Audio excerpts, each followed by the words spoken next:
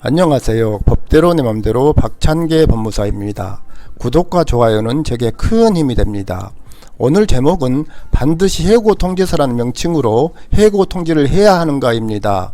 근로기준법에 따르면 사용자가 근로자를 해고하려면 적어도 30일 전에 예고를 하여야 하고 30일 전에 예고를 하지 아니하였을 때는 30일분 이상의 통상임금을 지급해야 합니다.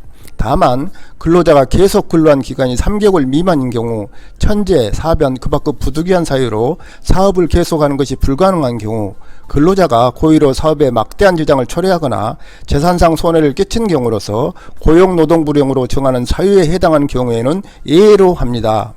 한편 사용자가 근로자를 해고하려면 해고 사유와 해고 시기를 서면으로 통지하여야 그 효력이 있습니다.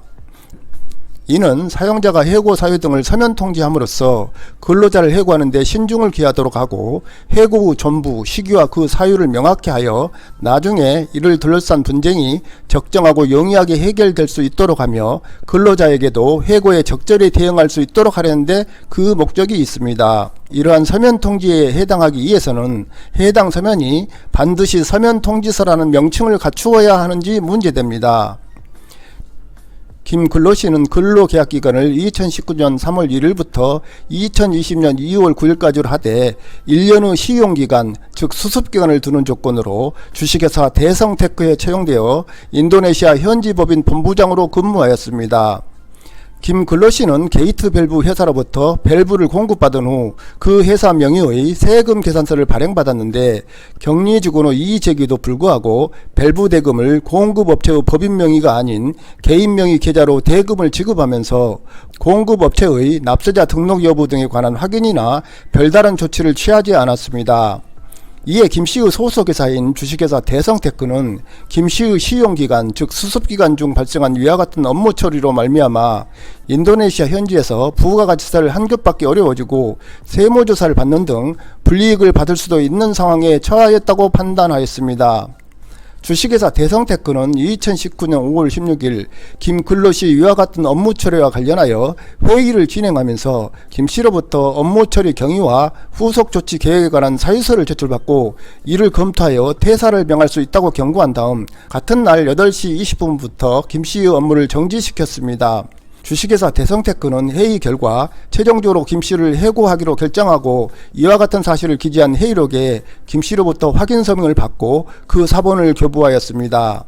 이 회의록에는 회의 일시, 장소와 참석자를 기재하고 회의 내용으로 세금 계산서 문제로 회의를 개최하고 회사에서 구매한 물품에 대해서 송금처가 법인명의 계좌가 아닌 개인명의 계좌로 되어 있어 김씨가 사유서를 제출하였으며 김씨에 대한 퇴사 경고와 정직 명령을 하되 김씨에 대한 퇴사 조치를 2019년 5월 16일 12시 11분으로 한다는 사실이 일목요연하게 기재되어 있었습니다.